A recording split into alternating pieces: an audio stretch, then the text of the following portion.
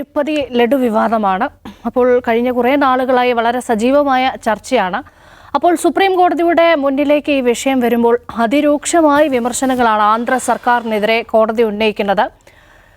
മതത്തിൽ രാഷ്ട്രീയം കലർത്തരുത്, രാഷ്ട്രീയത്തിൽ മതം കലർത്തരുത് എന്നുള്ള കാര്യങ്ങളൊക്കെ കോടതി പല തരത്തിൽ പറഞ്ഞിട്ടുണ്ട്. അതുമാത്രമല്ല, ഗൗരവതരമായ കാര്യങ്ങൾ, ഇതിനെക്കുറിച്ചുള്ള കമൻറ്റ് എന്തടിസ്ഥാനത്തിലാണ് ഇത്തരം ആരോപണങ്ങൾ വന്നിരുന്നു പറയുന്നത്, വാർത്താ സമ്മേളനം നടത്തിയതെന്നൊക്കെ കോടതി ആന്ധ്ര സർക്കാരിനോട് ചോദിച്ചിട്ടുണ്ട്. അപ്പോൾ ഇതിന് പിന്നിലെ രാഷ്ട്രീയം കോടതിക്ക് ബോധ്യപ്പെട്ടോ? കോടതിക്ക് ബോധ്യപ്പെട്ടാലും ഇല്ലെങ്കിലും ഇടയ്ക്കിടയ്ക്ക് കോടതി ഇത്തരം ക്വസ്റ്റ്യൻസ് ചോദിച്ചിരുന്നെങ്കിൽ രാജ്യം എന്ന് രക്ഷപ്പെട്ടതെന്നുള്ളതാണ്. ഇതിപ്പോൾ TDP നേതാവാണ്, അദ്ദേഹം ഇന്ത്യയുടെ ഭാഗമാണെങ്കിൽ പോലും അത് ആന്ധ്രയിൽ നടന്നൊരു സംഭവമാണെന്നുള്ളതുകൊണ്ട് ഈ സംസ്ഥാനത്തെ രാജ്യത്തെ എത്രയോ സംസ്ഥാനങ്ങളിൽ ഇത്തരം സംഭവങ്ങൾ രാഷ്ട്രീയക്കാർ വിദ്വേഷ പ്രചാരണത്തിന് വേണ്ടി ഉപയോഗിക്കുന്നുണ്ട്, ഇല്ലാത്ത കാര്യങ്ങൾ പറയുന്നുണ്ട്. ഇത് ചന്ദ്രബാബു നായിഡുവിനും വേണ്ടി മാത്രമുള്ള സുപ്രീം കോടതി നിർദ്ദേശമാണോ, അതല്ല ടോട്ടൽ നമ്മുടെ രാഷ്ട്രീയക്കാർക്കുള്ള നിർദ്ദേശമാണോ എന്നാണ് എനിക്ക് ചോദിക്കാനുള്ളത്. പിന്നെ ഈ കാര്യത്തിൽ ചന്ദ്രബാബു നായിഡു അങ്ങനൊരു സെക്യുലർ ക്രെഡൻഷ്യൽ കളഞ്ഞു കുളിച്ച ഒരാളല്ല. അദ്ദേഹം ഇന്ത്യയുടെ ഭാഗമായിരിക്കുമ്പോൾ പോലും അദ്ദേഹത്തിൻ്റെ ഒരു സെക്യുലർ ക്രെഡൻഷ്യലിന് കോട്ടം വന്നിട്ടില്ല. പക്ഷേ ഇവിടെ എന്താ സംഭവിക്കുന്നത്? തീർച്ചയായിട്ടും അദ്ദേഹത്തിൻ്റെ പേര് ജഗൻമോഹൻ റെഡ്ഡി. ജഗൻമോഹൻ റെഡ്ഡിയുടെ ഭരണം കാലത്ത് TDPക്ക് എതിർപ്പുള്ള ഒരുപാട് കാര്യങ്ങൾ ഉണ്ടായിട്ടുണ്ടാകാം. ഒരുപക്ഷെ കുറേ കൂടി ഓട്ടോക്രാറ്റിക്കായിട്ട് അദ്ദേഹം കാര്യങ്ങൾ നടത്തിയിട്ടുണ്ടാകും, അഴിമതികളുണ്ടാകും, പല കാര്യങ്ങളുണ്ടാകും. പക്ഷേ ഇവിടെ ഈ വിഷയം TDP എടുത്തുയർന്നത് എന്തുകൊണ്ടാണെന്ന് വെച്ചാൽ, ഒന്ന് ജഗൻ്റെ മതവിശ്വാസം എന്താണെന്ന് പരോക്ഷമായി ധ്വനിപ്പിച്ചുകൊണ്ടാണ് ഇതിലെ പ്രശ്നം. ജഗൻമോഹൻ റെഡ്ഡി ഒരു ഹിന്ദു അല്ല, അദ്ദേഹം ഒരു ക്രിസ്ത്യനാണ്. അതുകൊണ്ട് തിരുപ്പതി ക്ഷേത്രത്തിൽ ഇങ്ങനെയൊക്കെ നടക്കുമെന്നാണ് ആ പറഞ്ഞതിൻ്റെ ആകെ രത്നച്ചുരുക്കം. ഇപ്പോൾ ഇത് ഉന്നയിക്കുന്നുള്ളൂ. ഇപ്പോൾ ഈ തിരുപ്പതിയിലെ ലഡുവിൽ ഉപയോഗിച്ച നെയ്യിൽ ബീഫും പന്നി മാംസത്തിൻ്റെ അംശം ഉണ്ടായിരുന്നു എന്നാണ് ആരോപണം വന്നത്. അതിപ്പോൾ അതിൻ്റെ ലാബ് റിപ്പോർട്ടിൽ പറയുന്നത് അത് ലഡു ഉണ്ടാക്കാൻ ഉപയോഗിച്ചതല്ല, ലഡു ഉണ്ടാക്കാൻ വേണ്ടി കൊണ്ടുവന്നതിൽ റിജക്റ്റ് ചെയ്യപ്പെട്ട നെയ്യിലാണ് ഈ സംഭവം കണ്ടത്, അതുകൊണ്ട് ഉണ്ടാക്കിയിട്ടില്ല എന്ന് തെളിഞ്ഞു. അപ്പോൾ പ്രഥമ ദൃഷ്ട്യാ തന്നെ അതല്ല, ആ നെയ്യെല്ലാം ഉപയോഗിച്ചെങ്കിൽ എന്തിനാണ് ഈ ആരോപണം ഉന്നയിച്ചതെന്ന ചോദ്യമാണ് സുപ്രീം കോടതി ഉന്നയിക്കുന്നത്.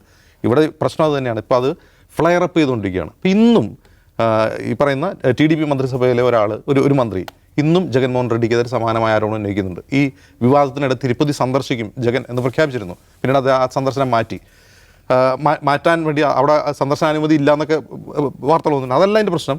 അവിടുത്തെ BJP നിർത്തും, ആന്ധ്രയിലെ BJP നിർത്തും, TDP നിർത്തും, വീണ്ടും അതേ വിഷയം തന്നെ പറഞ്ഞുകൊണ്ടിരിക്കുക. സുപ്രീം കോടതി പറഞ്ഞതിന് ശേഷം ഇന്നും പറയുന്നുണ്ട്. അപ്പോൾ BJPക്ക് എന്താണോ വേണ്ടത് അത് സെർവ് ചെയ്യുന്ന ഒരാളായിട്ട് ചന്ദ്രബാബു നായിഡു മാറുകയാണ്. അത് യഥാർത്ഥത്തിൽ അത് TDPക്കല്ല ഗുണം ചെയ്യുക, അവിടെ BJPക്കാണ് ഗുണം ചെയ്യുക. അത് എല്ലാ സംസ്ഥാനങ്ങളും നമുക്ക് കണ്ടാണ്. സ്വന്തം സഖ്യകക്ഷികളെ കാർന്നു നിന്നുകൊണ്ട് അവിടെ അധികാരത്തിലെത്തുക എന്നുള്ളത് BJPയുടെ എല്ലാ കാലത്തെയും തന്ത്രമാണ്. ഇപ്പം നടത്തുന്ന ഈ പറയുന്ന വിദ്വേഷ പ്രചാരണം, ഈ ഡിവൈഡ് ആൻഡ് റൂൾ, അത് തീർച്ചയായിട്ടും BJPക്കാണ് ഗുണം ചെയ്യുക എന്ന് ചന്ദ്രബാബു നായിഡു മനസ്സിലാക്കിയാൽ കൊള്ളാം. സജിംസ് പറഞ്ഞ പോലെ കോടതിക്ക് ഇത് ചന്ദ്രബാബു നായിഡുവിനോട് ആന്ധ്ര സർക്കാരിനോട് മാത്രം പറഞ്ഞതാണോ എന്നുള്ളതാണ് ചോദ്യം.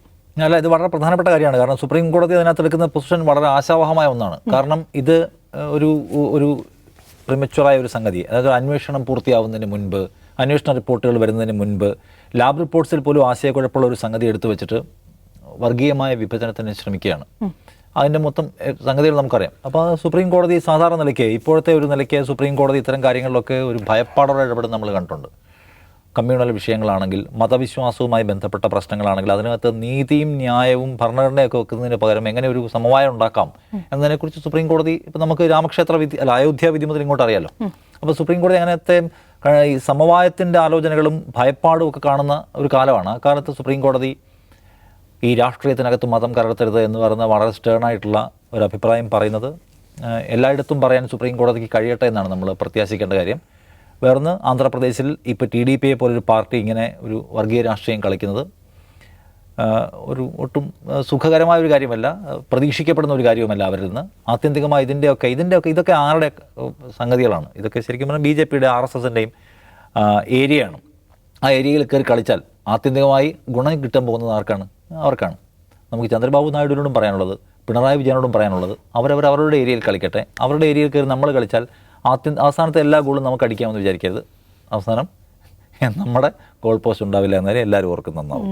അപ്പോൾ നുണ ഫാക്ടറികളിൽ നിന്നിങ്ങനെ വെറുപ്പ് ഉൽപ്പാദിപ്പിക്കുന്ന കാലത്ത് സുപ്രീം കോടതിയുടെ കമൻറ്റുകൾ, ചോദ്യങ്ങളൊക്കെ തീർച്ചയായും വലിയ പ്രതീക്ഷ നൽകുന്നതാണ്, ആശാവഹമാണ്. ഔട്ട് ഓഫ് ഫോക്കസ് പൂർണ്ണമാവുകയാണ്. നമസ്കാരം.